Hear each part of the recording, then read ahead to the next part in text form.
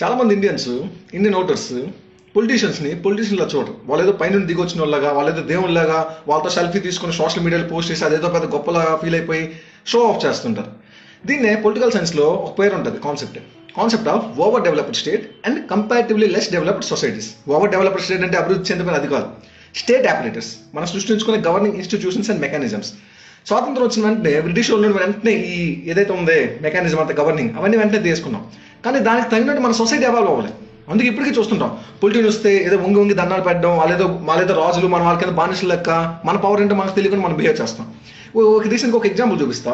రీసెంట్గా క్రిస్మస్ టైంలో కెనడియన్ అంటే వెస్టర్న్ కంట్రీస్లో వాళ్ళు పొలిటీషియన్స్ని పెద్ద మనలాగా దేవుడు పూజ, భక్తి పూజ, వ్యక్తి పూజ ఇలాంటివి చేయరు. పొలిటీషియన్స్ అంటే జస్ట్ మనం ఓటేసాం, వాడు గెలిచాడు, బస్ అంతే, అక్కడి వరకే. మనం కూడా అలానే చూడాలి. మీకు రీసెంట్గా ఒక వీడియో చూపిస్తున్నా, ఒకసారి చూడండి. కెనడియన్ ప్రైమ్ మినిస్టర్ అంటే one of the most powerful country Canada. ఆ ప్రైమ్ మినిస్టర్ని ఒక లేడీ ఏమన్నా ఒకసారి వీడియోలు చూడండి. Mr. Prime Minister. Yeah. Please get the fuck out of DC. Have a wonderful day. అంటే ఇలా డిస్రెస్పెక్ట్ చేయాలి మన పిఎం గారు కాదు. అంటే ప్రైమ్ మినిస్టర్ అంటే ఏదో గొప్ప వ్యక్తి కాదు. ఈ పొలిటీషియన్స్ అంటే గొప్ప వ్యక్తి పూజ, పార్టీ పూజ ఇవన్నీ ఆపేయాలి. మనం క్వశ్చన్ చేసినప్పుడు ఏ పార్టీ ఒకటే అన్నట్లు చేయాలి.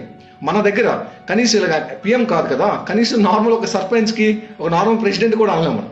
సో ఆ లెవెల్లో ఉన్నాం. సో మనం కూడా మన సొసైటీ మనం డెవలప్ అవ్వాలి. క్వశ్చన్ చేసే అలవాటుని మనం ఇంకా ఎక్కువ